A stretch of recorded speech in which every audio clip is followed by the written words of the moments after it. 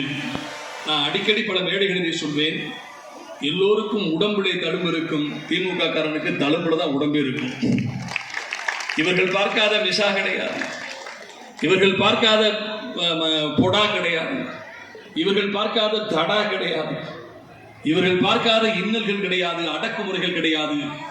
அத்தனையையும் எதிர்த்து தகர்த்து இன்றைக்கு 75 வருடங்களை கண்டு பவள விழா கண்ட ஒரு இயக்கமாக இந்த இந்திய தேசமே வெளிவிரித்து பார்க்கிற ஆச்சரியங்களின் தோரணமாக இருப்பது திராவிட முன்னேற்ற கழகம். என் அன்பு சகோதரிகளே, சகோதரிகள், எப்பொழுதுமே கதை சொல்லி என்று ஒரு கான்செப்ட் உண்டு. அண்ணாவும் வின்சென்ட் சர்ச்சில், அப்ரஹாம் லிங்கன் எல்லாம் கதை சொல்லித்தான் கருத்துக்களை சொல்வார்கள். அதிலும் குறிப்பாக குழந்தைகளும் பெண்களும் திரண்டிருந்தால் எந்த ஒரு பேச்சாளரும் கதைகளை மட்டுமே சொல் என்று சொல்வார்கள். அதனால கதை கேட்பதில் நீங்கள் ஆர்வமாக இருப்பதை நான் பார்க்கிறேன். என் அன்பு சகோதரிகளே, ஒரு ராஜா நாட்டு மக்களை எல்லாம் கூப்பிட்டு சொன்னார். ஒரு பெரிய நீச்சல் தொட்டியை கட்டினார். ஒரு பெரிய நீச்சல் தொட்டியை கட்டி அந்த நீச்சல் தொட்டிக்குள் நிறைய முதலைகளை கொண்டு வந்து விட்டார். அந்த முதலைகளுக்கெல்லாம் ஒரு 3 மாசம் இறையே போடாமல் பசியிலும் பட்டினியுமே போட்டு வைத்திருந்தார்.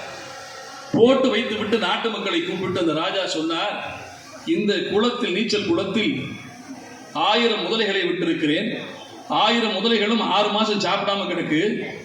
இந்த குளத்தில் எவன் ஒருவன் இங்கே குதித்து அந்த எல்லையில் மேலே ஏறி விடுகிறானோ அவனுக்கு என் பெண்ணை கட்டி தருவேன் என்று ராஜா சொன்னான். 50 பேர் பார்த்தான், ஏண்டா இது வேலைக்கு ஆகுமா? 1000 முதலை உள்ள கிடக்கு, அது 6 மாசமா இரவோடாம பட்டினியில் கிடக்கு. இதுல ஒருத்தன் குதிச்சா என்ன ஆகும்?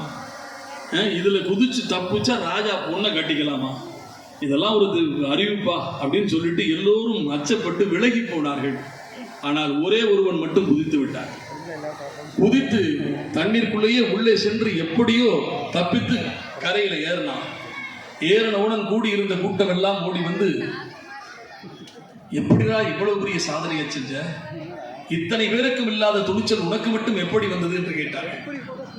உடனே அதுல ஒருத்தன் சொன்னா, ராஜா பொண்ணை கட்டிக்கிறதுக்கு உனக்கு மிகப்பெரும் பாக்கியம் கிடைச்சிருக்கு. என்ன உனக்கு ஒரு 50 வயசு ஆகிப்போச்சு, ராஜாவுக்கு இளமையான மருமகன் கிடைக்கல என்றுதான் இன்னும் ஒவ்வொருவரும் ஒவ்வொரு கதை சொன்னார்கள். நீ பெரிய கொடுத்து வச்சவன், நீ பெரிய வீரன் என்று ஒவ்வொருவரும் புகழுகிற போது அவன் கேட்டான், ராஸ்கல் எவன்டா என்னை தள்ளி விட்டது கேட்டான். அவனை எவனோ தள்ளி விட்டுருக்காங்க. இப்படி தள்ளிவிடப்பட்ட ஒருவராகத்தான் இன்றைக்கு நடிகர் விஜயை நான் பார்க்கிறேன்ப்பா. என்ன பண்றன்னு தெரியல, எதை செய்யணும்னே தெரியல. ஓடி ஓடி போய் உள்ளே படுத்துக் கொள்கிறார் வீட்டிலே. 3 மாசத்துக்கு ஒரு முறை 3 நிமிஷம் வீடியோ விடுறாரு. எப்போது அரங்கத்திலே ஒரு கூட்டம் போட்டு அவரும் டான்ஸ் ஆடுறாரு. அட பாவிகளா, அரசியல் என்பது இதுவா? நினைத்து பாருங்கள். மக்களுக்காக தன்னை ஒப்படைத்துக் கொள்கிற தொண்டு ஊழியத்திற்கு செய்து மக்களிடம் நீ தலைவனாக வர வேண்டும் என்று சொன்னால் முத்துவேல் கருணாநிதி ஸ்டாலின் போல உழைக்க வேண்டும். அவர் விரல் நீட்டும் திசையில், விழிகாட்டும் திசையிலே உழைக்கக்கூடிய அண்ணன் சேகர்பாபு போல உழைக்க வேண்டும். இன்றைக்கு தமிழ்நாட்டு முதலமைச்சருக்கு நினைச்சு பாருங்க, எத்தனை திட்டங்கள். தாய் மாணவன் திட்டம், புதுவை பெண் திட்டம், நான் முதல்வன் திட்டம், மகளிர் உரிமை தொகை. உலகத்தில் பூங்காக்களில் எல்லாம் புல் வளர்ப்பார்கள், பூக்களை வளர்ப்பார்கள். ஆனால் பூங்காக்களில் கூட தமிழை வளர்க்கக்கூடிய ஒரு இயக்கம் திராவிட முன்னேற்ற கழகம் தான். செம்மொழி பூங்கா தோட்டு பாருங்க, செம்மொழி பூங்கா, தொல்காப்பிய பூங்கா, பூங்காக்களில் கூட தமிழ் வளர்க்கும் இயக்கம்.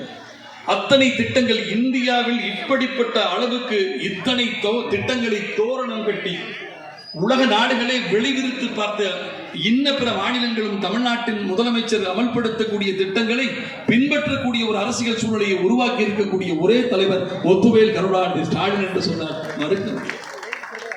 இவ்வளவு சேவைகள் நினைத்து இனிமே என்ன சார் செய்யணும்?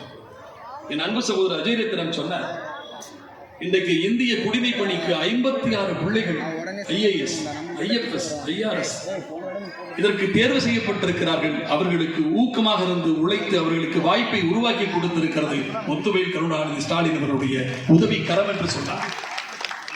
கல்வி கிடைக்கப்பெற்றால், ஒருவனுக்கு கல்வி கிடைக்கப்பட்டால் அவன் எல்லாமும் பெற்றவனாகி விடுவான் என்று சொன்னார் தந்தை பெரியார். இன்றைக்கு கல்விக்கு உலகத்திலேயே எந்த அரசும் செய்யாத உதவிகளை இந்த அரசு செய்து கொண்டிருக்கிறது. அப்படிப்பட்ட இந்த அரசை எப்படியாவது வீழ்த்துவதற்கு வாய்ப்பு இருக்கிறதா என்று ஒரு அணிவகுத்தில் இருக்கிறது ஒரு கூட்டம். நீ 1000 கூட்டங்களை அழைத்துக் கொண்டு வந்தாலும், முப்படையே திரட்டி கொண்டு வந்தாலும், முத்துவேல் கருணாநிதி ஸ்டாலின் என்கின்ற அந்த கம்பீர குரல் 2026 புனித ஜாதி கோட்டையிலே ஒலிக்கின்ற காலம் விரைந்து வந்து கொண்டிருக்கிறது. இந்த தேர்தல் ஒரு சரித்திரம் காணாத விசித்திரம். இந்த தேர்தல் என்பது ஒரு சரித்திரம் காணாத விசித்திரம். முதலிடத்தை முத்துவேல் கருணாநிதி ஸ்டாலின் அவர்களுக்கு ஒதுக்கி வைத்துவிட்டு 2வது 3வது 4வது இடங்கள் யாருக்கு என்பதற்கான நடத்தப்படுகிற தேர்தல் தான் 2026. முதலிடத்தை ஒதுக்கி வச்சாச்சு. 2வது 3வது இடங்கள் யாருக்கு என்பதை எதிர்கொள்வதற்கான தேர்தலாகத்தான் இன்றைக்கு நடந்து கொண்டிருக்கிறது. எனவே அன்பு சகோதரிகளே, தமிழகத்தினுடைய வளர்ச்சிக்காக, தமிழகத்தினுடைய மலர்ச்சிக்காக தன்னையே தந்துடைக்கும் அந்த தகப்பன் ஜாமிக்கு, அந்த தாயுமானவர் தலைவனுக்கு நாம் திருப்பி செலுத்துவதற்கு, நன்றி செலுத்துவதற்கு நம்மிடம் ஏதுமில்லை. நம்மிடம் இருப்பது இந்த ஒரு விரலால் எந்திரத்தில் உதயசூரியனை அழுத்தி நாம் செலுத்தக்கூடிய நன்றி கடன் ஒன்றுதான். விலையில்லா அரிசி கொடுக்கிறார், விடியல் பயணம் கொடுக்கிறார், புதுமை பெண் திட்டம் தருகிறார், மகளிர் உரிமை தொகை தருகிறார். கொரோனாவினுடைய 2ஆம் அலை உச்சத்தில் இருக்கிற போது 4000 ரூபாயை ஒவ்வொரு குடும்பத்திற்கும் கொடுத்தார். என் அன்பு சகோதரிகளுக்கு பொங்கல் சீர் 3000 ரூபாய் கொடுத்தார். எறும்பூரும் கரும்பு கொடுத்தார், முழு கரும்பு கொடுத்தார். ஆகிய அத்தனை ஒரு குடும்பத்தையே ஒரு முதலமைச்சர் வந்து தாங்கி பிடிக்கிற ஒரு அரசியலை நான் இப்பொழுதுதான் பார்க்கிறேன்.